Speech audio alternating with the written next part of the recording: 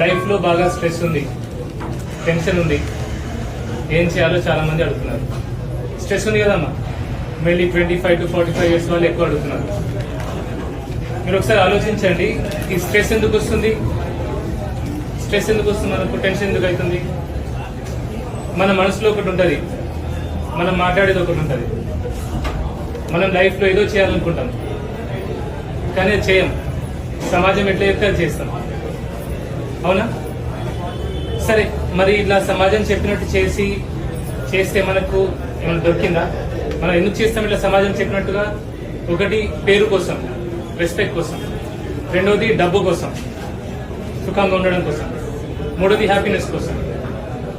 మరి మనకు పేరు వచ్చిందా? పైసలు వచ్చినాయా? హ్యాపీగా ఉన్నామా? లేదు. ఏమొచ్చింది? టెన్షన్ వచ్చింది. సరే, ఈ జీవితం సమాజం చెప్పినట్టు విందాము. నెక్స్ట్ లైఫ్ లో నాకు నచ్చినట్టుగా నేను ఉంటా అంటే వీలైతుందా? ఇంకో జీవితం ఉందా? ఇంకో లైఫ్ ఉందా? మనకు లేదు. ఇదొకటే లైఫ్. ఓకే, ఒకటి గుర్తుంచుకోండి, మీ లైఫ్ చాలా చాలా చాలా స్పెషల్.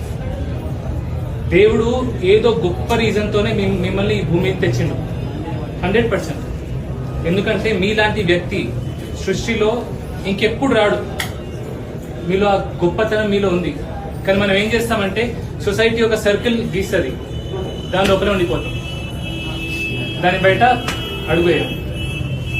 అయితే ఈ అడుగు వేసే ముందు కూడా 2 విషయాలు మనం మెదడులో పెట్టుకోవాలా. మన మాటల ద్వారా ఎవరిని బాధ పెట్టద్దు, ఇబ్బంది పెట్టకూడదు, కష్టపెట్టకూడదు. ఒకటి. రెండోది, స్వార్థంతో మన కోసం ఎదుటోని మోసం చేయదు, అట్లాంటి పనులు చేయదు. సో ఎవరిని బాధ పెట్టకుండా, ఓకే, ఎవరిని ఇబ్బంది పెట్టకుండా, ఎవరిని నష్టం కలిగించకుండా మీకు నచ్చినట్టుగా మీరు బతకండి. ఒక్కసారి చేసి చూడండి, మీ లైఫ్ ఎట్లుంటుందో మీకే తెలియదు. మీరు బాగా డబ్బులు సంపాదిస్తారు, బాగా పేరు వస్తుందని చెప్పట్లేదు, కానీ మీరు హ్యాపీగా ఉంటారు. రియల్ లైఫ్ మీనింగ్ మీకు అప్పుడు అర్థమవుతుంది.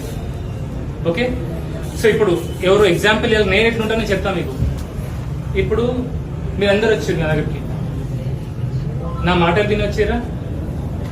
నేను నా చేతులు చూసి వచ్చారు కదా. చాలా మంది కమెంట్స్ పెడతారు, మీరేంటి సార్ వెరైటీగా ఉన్నారు, అందరు ఉన్నట్టుగా లేరు, అందరు డాక్టర్లా లేరు చెప్తుంటారు జనరల్లీ. నేనేం చేస్తా?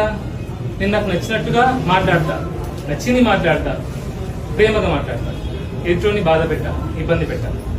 నేను పని కూడా నాకు నచ్చింది చేస్తా, నచ్చినట్టు చేస్తా, కానీ 10 మంది కోసం చేస్తా, స్వార్థంగా ప్రవర్తించను. ఓకే.